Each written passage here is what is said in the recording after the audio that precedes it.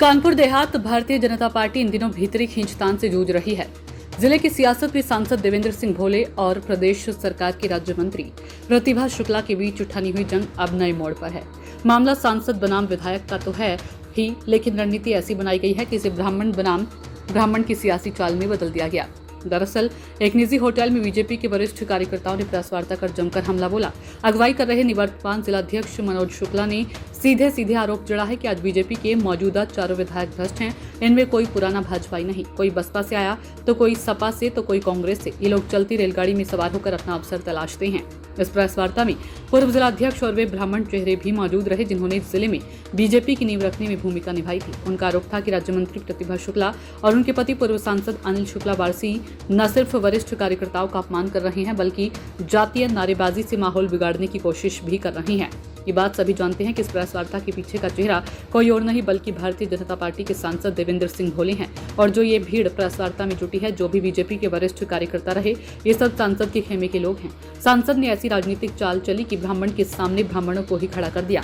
BJP के अंदरूनी संग्राम का वीडियो भी वायरल हुआ, जिसमें पूर्व सांसद अनिल शुक्ला वारसी उप मुख्यमंत्री ब्रजेश पाठक से फोन पर तीखे सवाल पूछते सुने गए। इसके बाद अकबरपुर चेयरमैन पति गुड्डन सिंह बीजेपी के विधायक प्रत्याशी प्रतिभा शुक्ला को हराने और सपा को अकबरपुर रनियास से जिताने की अपील करते देखे गए। इस प्रकरण पर समाजवादी पार्टी अध्यक्ष अखिलेश यादव ने भी तंज कस दिया था। जिले में बनी खेमेबाजी ने आने वाले विधानसभा चुनाव से पहले बीजेपी की मुश्किलें बढ़ा दी है। सवाल तो ये है कि क्या ये सियासी खींचतान 2027 में पार्टी के लिए रोड़ा बनेगी या फिर आला कमान इस घमासान को थाम पाएगा। विशेष ये प्रेस वार्ता भारतीय जनता पार्टी में जो उठापटक हो रही है 1 महीने से, उसके लिए की है।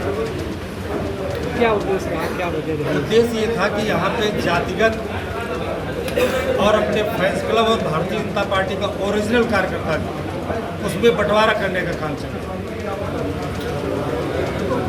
ये लोग जब सपा महानगर के अध्यक्ष थे अनिल वारसी जी, तो इन्होंने इसी तरीके से कृत करके बसपा में आए।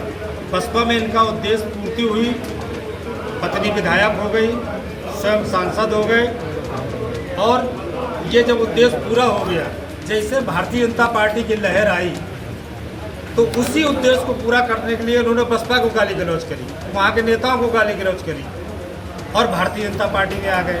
भारतीय जनता पार्टी में अब चुनाव का समय आ गया, तो इन्होंने वही जो 2 कृत दोहराए, उन्हीं कृतों के अनुसार ये फिर इन्होंने अपना जो है कार्यशैली को बदला और इस कार्यशैली में लग गए, जिसमें जो भारतीय जनता पार्टी का ओरिजिनल कार्यकर्ता है, मूलभूत कार्यकर्ता है, उससे इनका कोई संपर्क नहीं। पार्टी को बदनामी के पार्ट में खड़ा करना, माननीय मुख्यमंत्री योगी जी के कार्यशैली पे टिप्पणी करना, उप मुख्यमंत्री ब्रजेश पाठक के कैसे बोलते हुए आप लोग सभी लोगों ने सुना, टिप्पणी कर रहे हैं, मोबाइल रिकॉर्ड कर रहे हैं, फिर इसके बाद उसको वायरल कर रहे हैं। पार्टी संगठन से और कोई डिमांड इनके विषय में कोई कार्रवाई जा चुकी है, कार्रवाई के लिए जा चुकी है, पार्टी संगठन ने भेज दिया है। बाकी जो कार्यकर्ता है, चारों विधानसभा का यहाँ पे कार्यकर्ता है, एक विधानसभा का नहीं, चारों विधानसभा। अध्यक्ष जी, आपने प्रेस वार्ता के माध्यम से 22 बिंदुओं में बड़े गंभीर आरोप लगाए जी। जीरो टॉलरेंस की सरकार बात करती है, भ्रष्टाचार अवैध खनन की बात करती है। इसके बावजूद भी आप द्वारा लगाए गए ये गंभीर आरोप, जिसको लेकर के एक सवाल खड़ा होता है, क्या सरकार मूकदर्शक बनी रही या मंत्री को अपने बचाते रही? ये कानपुर देहात में जो चारों विधानसभा है, ये मूल रूप से भारतीय जनता पार्टी के कार्यकर्ता नहीं है, और इन लोगों का केवल उद्देश्य है कि चलती हुई ट्रेन में चढ़ना और अपने गंतव्य स्थान पर पहुंचना। चारों विधायक हैं, चारों विधायक। कहीं ना कहीं एक फिर सवाल खड़ा होता है कि आप एक कहीं ना कहीं जो पार्टी ने जो टिकट दिए उस पर भी आप सवाल खड़ा करते हैं। इन लोगों ने अपनी व्यवस्था तो ये लोग जानते हैं। इसका उदाहरण मध्य प्रदेश में विद्याचरण और श्यामाचरण शुक्ला हुआ करते थे, वो हमेशा चलती हुई ट्रेन में चढ़ते थे। अध्यक्ष जी, दूसरी बात ये है कि जीरो टॉलरेंस की बात करने की अगर बात की जाए तो इसमें अगर कहा यह जा रहा है कि कानपुर देहात में जो अपनी नेता के साथ बीजेपी नेता के साथ में होल्डिंग में अपनी फोटो लगवाओ और जम करके खनन करवाओ, क्या कहेंगे आप? अब फोटो तो मैंने देखी नहीं है। कैबिनेट लेकिन मंत्री भोगनीपुर से कैबिनेट मंत्री विधायक हैं राकेश अचान के साथ में, कई एक ऐसे युवा नेता हैं जो कि उनके साथ में फोटो लगाए हुए हैं और खनन जम करके किया जा एक रहा भी है। भारतीय जनता पार्टी का कार्यकर्ता नहीं है। सत्यम सिंह चौहान खनन कर रहे हैं, क्या वो भारतीय जनता पार्टी, आप भी उनके साथ आते हैं?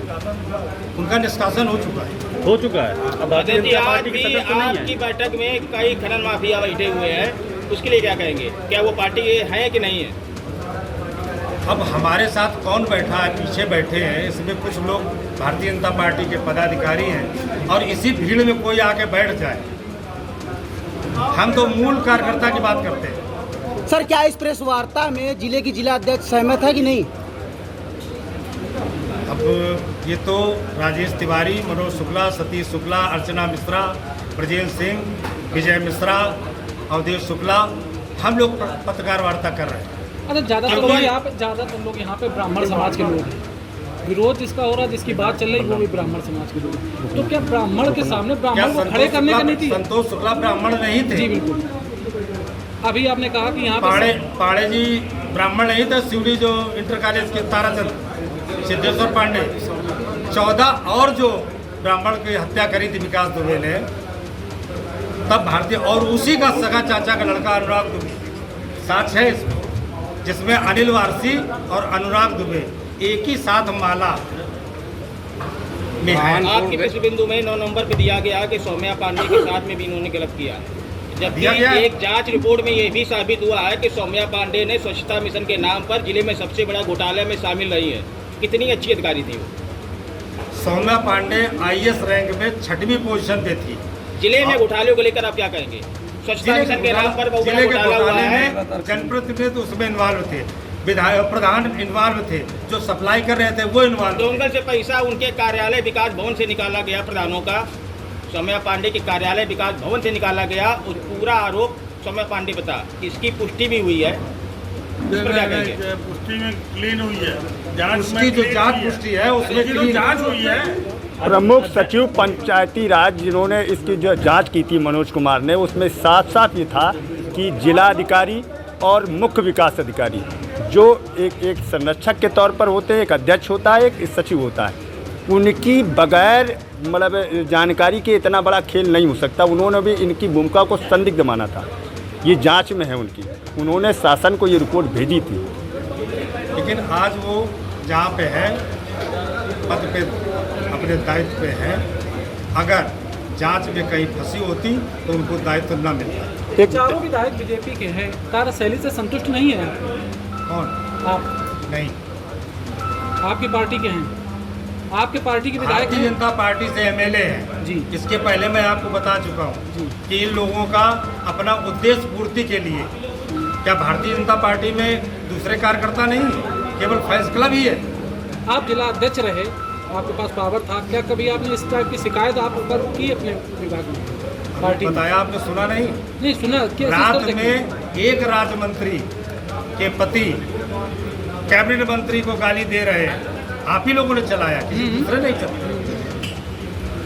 वर्तमान भाजपा नेता हैं, अकबरपुर चेयरमैन प्रतिनिधि है, उनका एक वीडियो वायरल हो रहा है जिसमें बोलते नजर आ रहे प्रतिभा राव, राम प्रकाश कुशवाहा जी था, उसके साथ में वर्तमान बीजेपी जिला अध्यक्ष अविनाश सिंह चौहान पर गंभीर आरोप लगाने के साथ में पार्टी पर सवाल खड़े करना है, इसके लिए क्या करेंगे? आपने 2019 में लिखा है, 2019 में कितने ऑडियो वायरल हुए? वीडियो वायरल है। हम ऑडियो की बात कर रहे हैं, वीडियो की भी बात कर रहे हैं, और आप ही लोग वायरल करो, कोई दूसरा नहीं वायरल। जी जी। अच्छा, एक बिंदु वार्ता के दौरान ये भी आया कि जो मेडिकल कॉलेज है वहाँ पर ये बैठ गए या कुछ उससे, लेकिन गांव से आदमी आता है, मरीज आते टीम आता है, लेकिन कोई भी व्यवस्था नहीं है। इस बारे में आप क्या आश्वासित करेंगे? अब इसमें हम लोग जो है अधिकारियों के साथ बैठेंगे और वहाँ की व्यवस्था सुचारू रूप से चले, लूट घसोट बंद हो, जनप्रतिनिधियों का हस्तक्षेप कम से कम। कानपुर देहात के भ्रष्टाचार, 4 विधायक और आगे भविष्य में चुनाव फिर लगे हुए हैं, तो ऐसी स्थिति में आप क्या चाहेंगे? सीटें चेंज की जाएं या वही? ये पार्टी तो सर, एक क्वेश्चन, सर एक क्वेश्चन, ये लड़ाई ठाकर वर्सेस ब्राह्मण रही, कोतवाल की कार्यशैली को लेकर मंत्री उनके पति धरने पे बैठे। क्या मानते हैं अब ये खेमा एक और आज आ गया है, अब ये लड़ाई किसकी तरफ से? ठाकुर ब्राह्मण का कोई युद्ध नहीं, उन्होंने इसको बनाने का प्रयास किया।